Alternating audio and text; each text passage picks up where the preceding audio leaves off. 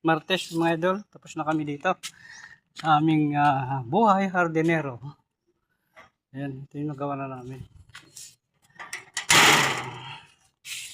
Ayan mga idol, oh. Malinis na.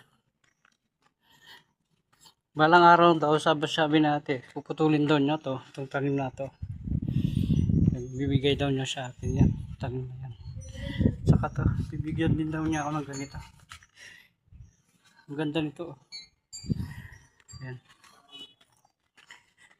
Ayan, kasalukuyan mga idol, ginagamit ni Kuya Arnie.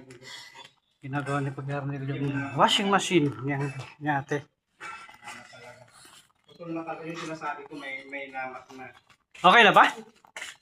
Ayaw? Ayaw pa rin?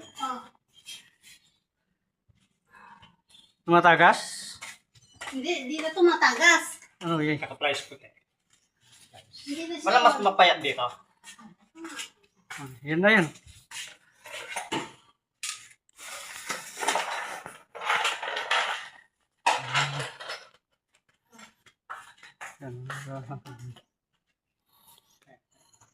Natuluyan. Ikaw kasi sabi mo eh. Tignan mo, talagang putol oh. Wala talaga siyang ano, hindi talaga siya pwede. Dito sa likod ng bahay ng boss namin mga idol, dito siya. Ang ganda. Diba? Basta huwag ako mag-brown. Hanggang sa muli mga idol. Salamat po.